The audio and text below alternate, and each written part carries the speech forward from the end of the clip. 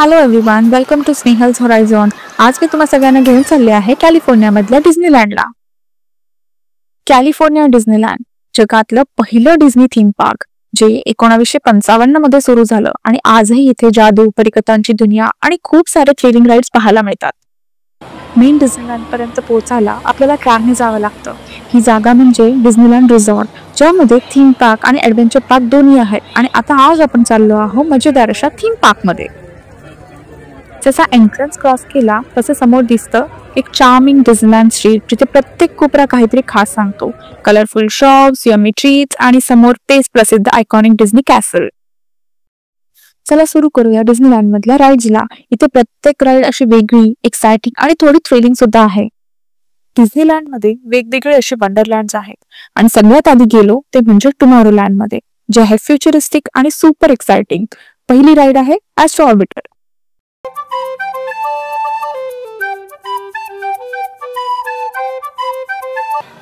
Next stop आहे बज लाइटइयर Austro blaster. हे एकदम थ्रिलिंग आणि इंटरॅक्टिव्ह राईड होती, जिथे स्पेस रेंजर बनून फाईट करता येते एलियन विलनशी, अगदी बज लाइटइयर बरोबर सुद्धा. मुलांसाठी तर धमाल, पण मोठ्यांनाही खूप मजा येते. We were aiming, blasting and totally loving the space adventure.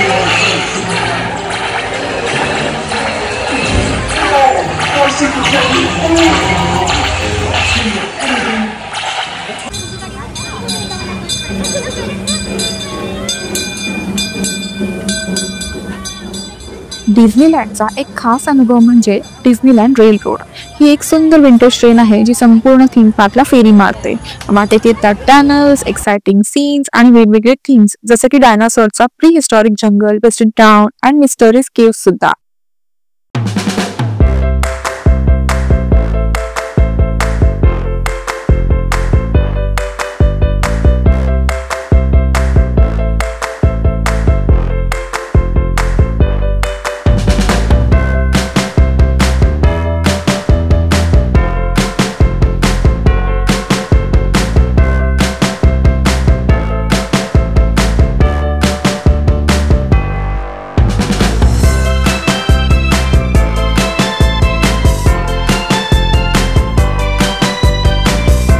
आम्ही आमचं लंच केलं आणि मग पुढच्या राईडकडे गेलो, ऑटोपिया.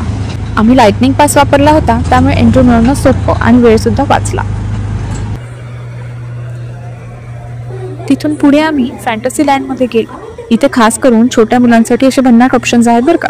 आमचं लक्ष पहिले गेलं ते म्हणजे ॲलिस इन वंडरलँड राईडकडे. ही राईड खरंच मॅजिकल होती, जिथे आम्ही एका अद्भुत जगात प्रवेश केला. ॲलिसच्या साहसामध्ये आपल्याला एक गोड आणि रंगीबिरंगी विश्व दिसतं, जे मुलांसाठी आणि मोठ्यांसाठी दोघांसाठी खूप छान एक्सपिरियन्स होता.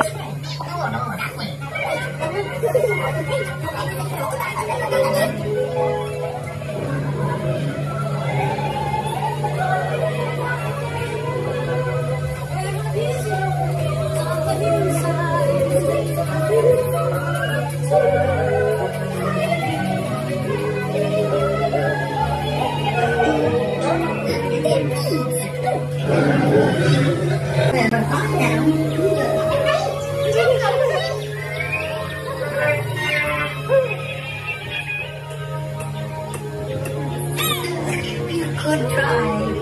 This way.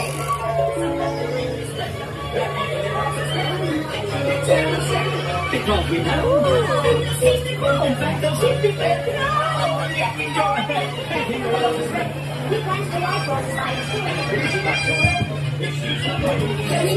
highness, the queen of hearts, and the king. Shall we play croquet? Rule 42, the queen's always near the bridge.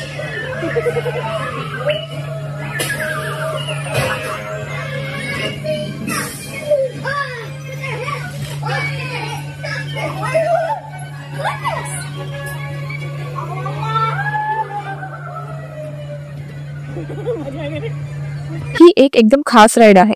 It's a small world. जणू काही आपण संपूर्ण जग फिरून आलोय. प्रत्येक कोपऱ्यात वेगवेगळ्या देशांची संस्कृती आणि गोड गाणी ऐकताना खूप छान एक्सपिरियन्स आला. एक छोट्या बोटीच्या सहलीवर जाऊन प्रत्येक देशाची खासियत अनुभवणं छान वाटलं.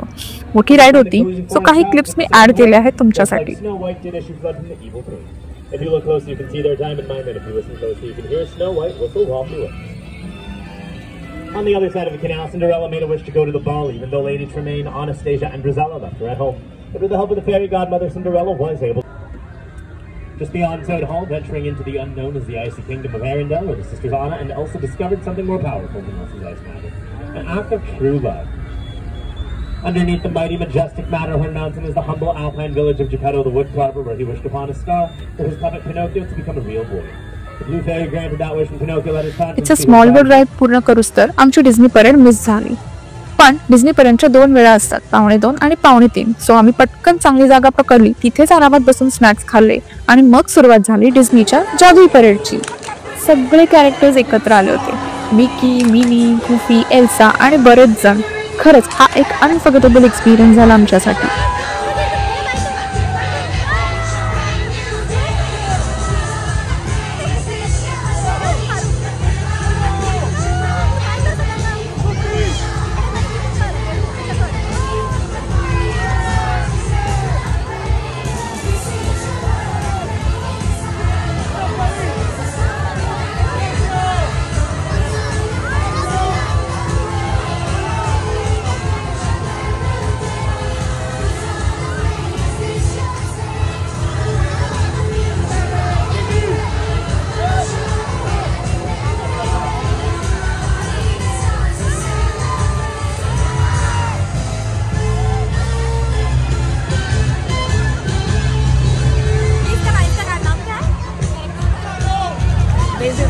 परेड नंतर आमचं बुकिंग होतं रॉजर रॅबिट्स कार्टून स्पिनसाठी. मिकीज टाउन मध्ये असलेली ही राईड खूप धमाल होती. रॉजर रॅबिटच्या बोंडस आणि विचित्र दुनियेत प्रवेश करत आम्ही एक चांगल्या रिव्हर्स गाडीमध्ये जाऊन धावत होतो. गाडीचे वळण घेत रॉजर रॅबिट्स आणि इतर मजेदार पात्रांसोबत गडबड करत आम्ही खूप मजा केली.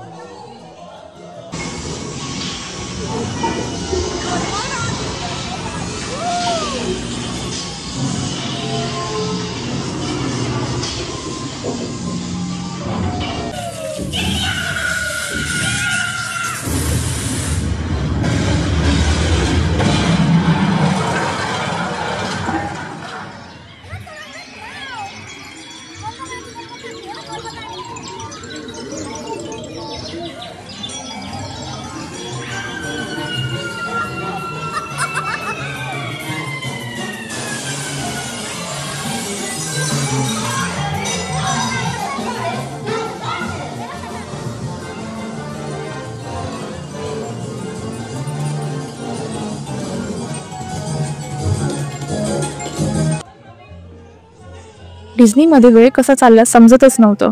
नंतर आम्ही वळालो मिकीज हाऊसकडे. मिनीज हाऊसला मात्र खूप गर्दी होती, त्यामुळे तिथे नाही थांबलो.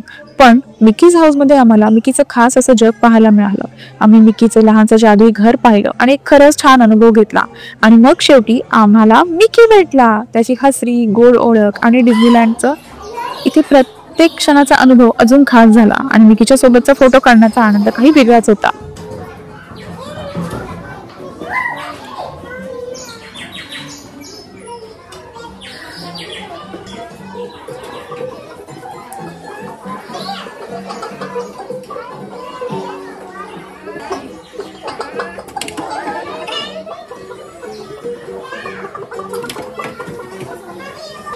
अराउंड 6 वाजले होते.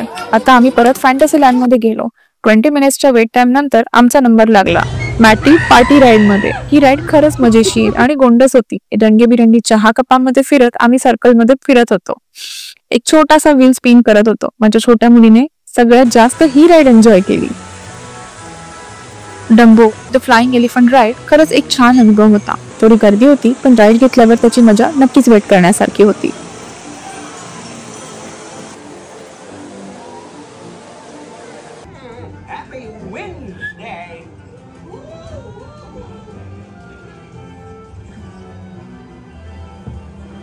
त्यानंतर आम्ही गेलो पूज हनी हंट राईड. ही राईड एकदम गोड होती. पू आणि त्याच्या मित्रांसोबत हनीच्या दुनियेत फिरायला खूप मजा आली.